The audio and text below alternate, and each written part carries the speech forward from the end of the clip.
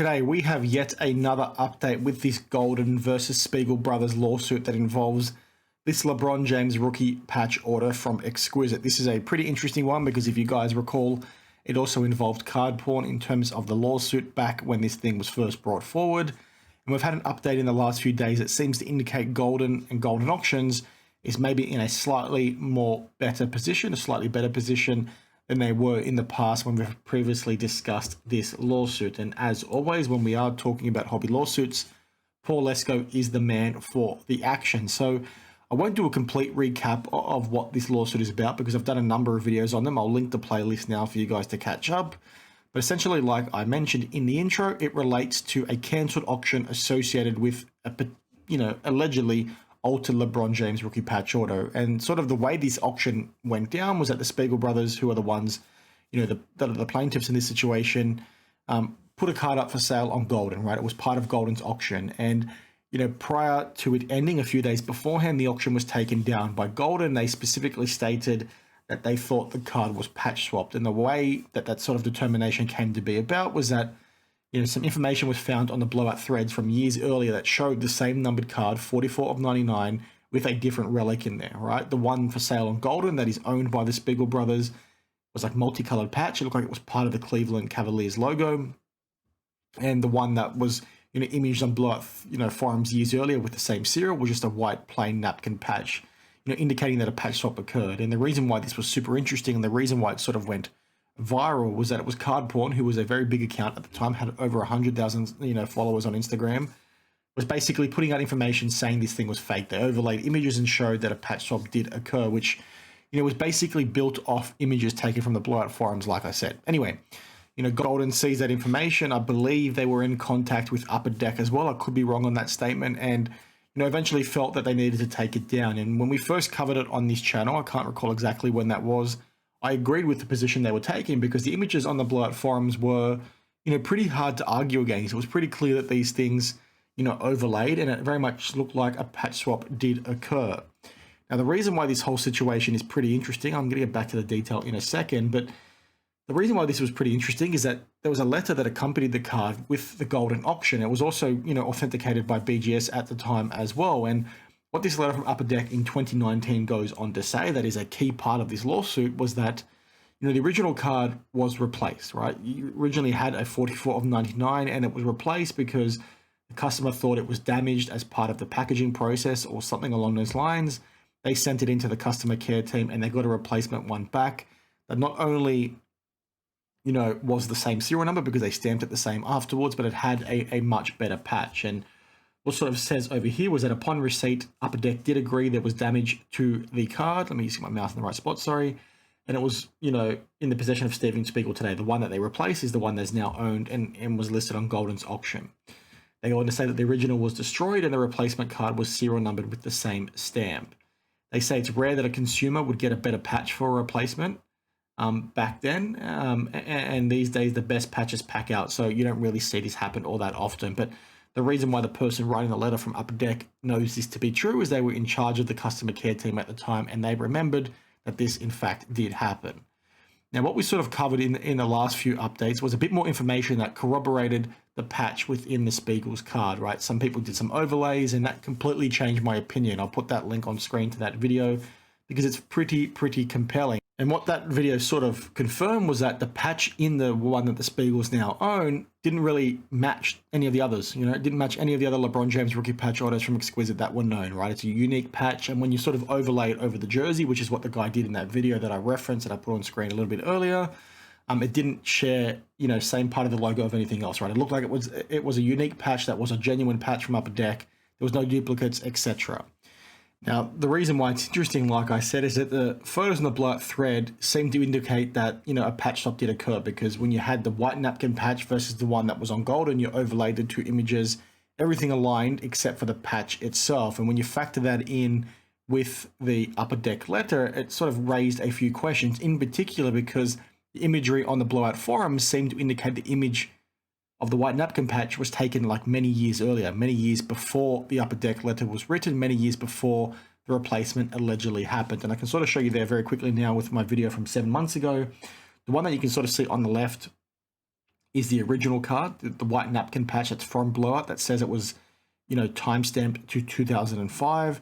And this is the Spiegel Brothers card in question. You can sort of see here it went from a white napkin patch to sort of this, nice piece of the Cavaliers logo. And what was interesting, like I said, is that when you overlaid it, you sort of had everything line up, including, the serial numbers in the exact same spot, the auto in the exact same spot, etc., indicating that a patch swap probably did occur. Now, where sort of information has since come to light is that this image is likely photoshopped, and that's sort of what the Spiegel brothers, from my understanding, are also arguing within their lawsuit. And the reason being is that the shadowing on the patch itself looks very suspicious. We talked to it in this specific video, so I encourage you guys to check it out. This, shadow looks, very much like it was altered or placed there on purpose to try and make the card look worse than it was. I think in the last video when I mentioned that, some people said, why would somebody go ahead and Photoshop this? What we've sort of seen in the past, especially back then, is that people were maybe trying to downplay how good some of the relics looked on these cards, because maybe somebody owned a much nicer patch and they wanted to put information out there of some of these other patches that didn't look as good, so their one would therefore be worth a bit more money. But that's a bit tinfoil theory, but that might be, the reasoning for these weird shadows, etc. So I encourage you guys to check this out. And like I sort of mentioned a bit earlier as well, this is what I sort of referenced, where the guy sort of overlaid everything to sort of make the James for the nameplate and also the Cavaliers logo, or the Cleveland logo, I should say, and show that the one that was on the Spiegel Brothers card is unique and is not found anywhere else, and sort of lines up with, everything else that this guy did. He sort of went through and took screenshots of everything and anything he could find online to build out those two things to prove whether or not the thing was patch swapped. That's the update. That was a long update. I've put chapters down below for you guys to skip ahead. The reason why this is sort of interesting is I referenced that letter a little bit earlier. What, Goldin is sort of arguing within this case right now is that despite the letter being written, apparently Upper Deck had communicated their concerns to the Spiegel brothers that the thing may not be genuine. They think it may be patch swapped. They're standing by the authenticity of the card, but not the patch itself. And apparently what Goldin is arguing within this lawsuit is that the Spiegel brothers knew this, and they did not disclose it to Goldin when they went ahead and listed the card, meaning they breached the T's and C's by not being transparent with all the information or all the relevant information about the card. And that's sort of what is mentioned over here, that Goldin and their lawyers have raised a motion that alleges that through discovery, the Goldins learned that before the auction ever took place, the Spiegels knew that Upper Deck had significant doubts about the authenticity of the patch and knew that Upper Deck could not and would not authenticate the patch, which is an interesting point. I'll get back to that letter in a second, because I don't read that's how the letter basically reads. Now, the Goldins basically want to amend their complaint and add claims against the Spiegels because I think they want to try and countersue or whatever that means. But it's just a, interesting situation. There's some, discussions here with the person who wrote the letter, right? There were some depositions that took place with the employee that actually wrote this letter, and he's sort of changed his stance now into sort of saying that, they authenticated the card, not the patch, which I think is interesting considering the letter itself specifically calls out the fact that the replacement card has a better patch, which I think is a little bit odd to sort of say the patch specifically in your letter as a company, but now you're sort of saying you don't have, a lot of comfort around the patch itself. One to sort of watch in terms of this lawsuit and what that actually means when the letter still exists. But what the Upper Deck employee basically also said as part of these depositions was that they felt pressured to write the letter in the first place, that the Spiegel brothers pressured them, which I think is an interesting statement, especially when the letter exists and it doesn't appear that Upper Deck have retracted that letter, right? You would have assumed, outside looking in, and I'm not anyone that's, knowledgeable with any of this sort of stuff, but I would have assumed that if you knew it was wrong, why would you not come out and say something? And maybe that has to do with liability, I don't know, but just a really weird, situation all around. Paul basically then updates us on the fact that there's other counterclaims in there and how apparently no one at Upper Deck physically examined the LeBron RPA, let alone its patch, prior to the writing of that letter. So they're saying through all this deposition, we've got a lot more information now that we're now counterclaiming against the Spiegel brothers because there's a lot of holes in this story. They also go on to state within the amendments to the lawsuit that the letter allegedly is only about the card itself and not about the patch. That was to my point earlier. I don't know if that's true when you're mentioning the patch specifically. And then what also is said here is that the language of the letter was allegedly carefully chosen in this regard because Carlin still had concerns about the patch at the time of issuing the letter. Allegedly, one of the Spiegels asked Carlin to write that the patch was authentic, but Carlin said he couldn't. This is just interesting, again, because he specifically references the fact it's a better patch. And I think that wording, even if he was pressured, he's probably going to come back to bite them on the backside. There's a few other updates here as well where, Paul doesn't talk through everything, but he says, it's an interesting read. I would encourage you guys to check it out for yourself.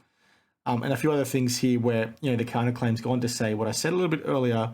The Spiegel's concealed upper deck's concerns from Beckett as well, which is allegedly led Beckett to including a special label on the LeBron's RPA holder saying patch authenticated by upper deck. Now, you guys would have seen when I showed it on screen a little bit earlier. I'll try and bring it back for you guys now. That, apparently what Goldin is now saying and their lawyers are now saying, while the ad plays, I do apologize, that, they sort of pressured Beckett into saying, what, upper deck authenticated the patch. And I'll talk to that in a second because you'll see the label on there that says what I just referenced to you over here, this thing over here. But if that is true, right, how laughable is that from Beckett, right? Beckett, getting pressured into sort of saying something on a label without confirming for themselves. Like, why wouldn't they call up upper deck and say, hey guys, is this true? Not just go off this letter. So, pretty interesting as always how that sort of stuff seems to keep following Beckett around. And like it sort of says there, patch authenticated by upper deck. Again, just wild sort of stuff within this hobby, how this sort of thing can continue to happen. Now, basically what you sort of have here, which leads to the Goldins now asking for permissions to add claims against the Spiegels, which the Spiegels apparently will oppose. So all those things I just mentioned in terms of what they found during discovery, Goldin is now, and their lawyers are now saying, well, we want to add these things in because we want to counterclaim against the Spiegel brothers. And what, Paul mentions as noted within the legal document is that the Goldins alleged due to all this, they lost profits from the auction, suffered diminished business value and costs in running the auction and addressing the questions regarding the authenticity of the card and from stopping the auction. Basically, what they're saying is they were basically damaged in terms of their brand, etc. So they want damages from the Spiegels. That's obviously a lot to sort of take in. It's a pretty wild update. I think the long story didn't read is that, you had this lawsuit with this letter that seemed to indicate the Spiegel brothers were going to win this thing, no questions asked, right? Because it was sort of hard to argue against the fact they have a letter from the manufacturer confirming that this thing is genuine, irrespective of that, weird image from Blowout and irrespective of whether it looks like it was photoshopped or not. What the discovery has basically confirmed is that, the employee who wrote this letter felt pressured to write it in the first place. He's on the record as saying that now. And what he's also saying is that the letter doesn't stand by the patch. Obviously, a lot more questions off the back of this, but a pretty interesting one that doesn't appear to be going away anytime soon. I just wanted to give you guys an update because I've talked about it a heck of a lot over the last 12 months with every update. And I want to hear what you guys have to say down below, whether or not you think the lawsuit's going to fall Ken's way or you think it's going to fall back in favor of the Spiegel brothers. I just think it's pretty wild how you can sort of have someone like Beckett in all of this sort of go ahead and say they relied on this letter. And it's like, why did you not call Upper Deck? And Upper Deck, guys, why did you not retract your letter? And if you truly felt that way, why did you let somebody pressure you? And if you did feel pressured, why have you not come out and retracted it earlier? Why did you not call Ken Goldin when the auction was first listed? Like, what's going on here? Right? This just seems really weird. This just seems like maybe somebody made a mistake at Upper Deck and they're trying to, cover their backside. That would, be my opinion of this all. But it just shows you how, one little error can trickle through multiple parts of this hobby. It draws into question, Beckett and their ability to sort of do their job, right? They're meant to be a third-party authenticator. It's like, why can they not find, that information on Blight for themselves? Like, why do they not have people investigating stuff like this, especially for a card of this value? Why are they not calling Upper Deck and trying to work through this sort of thing? To have on your label, patch authenticated by Upper Deck, that's a big bloody deal. I've never seen that before, right? So the fact that has happened and you've not, gone ahead and dug deeper or done due diligence just seems a little bit weird to me. Like, it just seems like amateur hour across the board. Anyway, that's sort of it for today. I hope it made sense. I'll see you guys in the next one. Cheers.